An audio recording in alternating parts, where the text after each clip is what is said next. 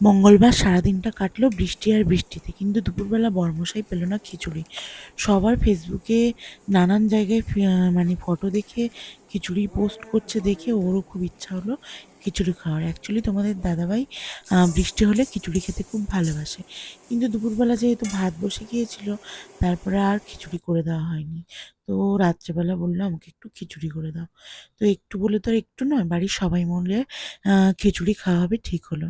তো এখানে দেখুন, প্রথমে আমি মুগ ডালটা ভালো করে ভেজে নিয়েছি, আর তারপরে আমি হাঁড়ির জলটা একদম গরম গরম করে ফুটিয়ে নিয়েছিলাম।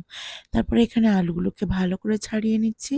যেহেতু ফুলকপি মানে জোগাড় হয়ে ওঠেনি, মানে কি বলবো, এটা হঠাৎ করে ঠিক হলো খিচুড়ি হবে, সেই কারণে। নইলে ফুলকপি, বিনস, মিন কড়াই এগুলো কিন্তু দিলে খুবই ভালো লাগে খিচুড়িতে।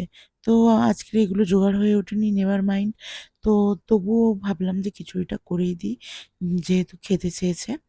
তো এখানে আলুগুলোকে ভালো করে ছাড়িয়ে নিচ্ছি। আর ওখানে স্টিলের হাঁড়ি, মানে ইন্ডাকশন, আপনারা যেটা মানে কি বলবো, স্টিলের হাঁড়িতে কিন্তু প্রতি সেকেন্ডে সেকেন্ডে মানে খিচুড়িটাকে নাড়াচাড়া করতে হয়, নইলে কিন্তু একদম তলা ধরে যাবে আর খিচুড়িটা পুরো গন্ধ হয়ে যাবে। অনেকবার অনেক এরকম হয়েছে, পোড়া পোড়া গন্ধ হয়ে যায় মানে স্টিলের হাঁড়িতে বসালে। যদি বলেন দিদিভাই গ্যাসে বসাওনি কেন? আরে গ্যাসে আমাদের হয় না, তাই জন্য আমি এই ইন্ডাকশানেই বসিয়েছি। তো গ্যাসে বসাই না। তো সেই কারণেই আমি ভাত, যে সমস্ত ডাল সিদ্ধ এই ইন্ডাকশানেই করে থাকি।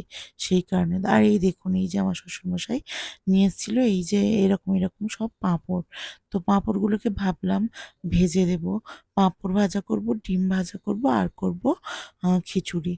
তো খিচুড়িটা যেহেতু বসিয়ে দিয়েছি, আর এখানে প্রথমে আমি ডাল ভেজে দিয়েছি, তারপরে এর মধ্যে দিয়েছিলাম গোবিন্দভোগ চাল, তার সাথে দিয়েছিলাম 200 গ্রাম মুসুর ডাল, 300 গ্রাম মুগ ডাল। তো দেওয়ার পরে খিচুড়িটা এরকম দেখতে হচ্ছে। তারপরে আদা, টমেটো, জিরে বাটা, হলুদ, লঙ্কা, নুন সমস্ত কিছু দিয়ে কষিয়ে নিয়েছিলাম আলুটাকে। নিয়ে তারপর হাঁড়ির মধ্যে দিয়ে দিয়েছিলাম। তো এখানে বরমশাই দোকান থেকে চলে এসেছিল। ও কিন্তু প্রচুর হেল্প করে আমাকে। তো আমি বললাম আমাকে একটু পেঁয়াজ লঙ্কা কুচিয়ে দাও, আমি ডিম ভাজবো। তো ও সঙ্গে সঙ্গে এলো। যেহেতু অনেক ক্লান্ত হয়েছিল, তবুও ও চেষ্টা করে আমাকে হাতে নাতে অনেক হেল্প করার। তো আমি এখানে খিচুড়িটা নেড়েই যাচ্ছিলাম, কারণ এক সেকেন্ড যদি খিচুড়িটা না নাড়াচাড়া করি তাহলে কিন্তু তলা বসে যাচ্ছিল আর একটা বাজে গন্ধ ছাড়বে। তো সেই কারণে আমি খিচুড়িটা ভালো করে নাড়াচাড়া করছি কম আঁচে দিয়ে। আর এখানে দেখুন, পেঁয়াজ লঙ্কা যেগুলো কুচে দিয়েছে সেটা দিয়ে, সেটাতে প্রথমে আমি নুন মাখিয়ে নিয়েছি সব। তারপরে আমি একটা একটা করে ডিমগুলোকে ভেজে নিয়েছি। তোমরা কারা কারা ডিম ভাজা খিচুড়ি খেতে ভালোবাসো জানিও। আজকের ভিডিওটা এই পর্যন্ত। ভালো থেকো সবাই।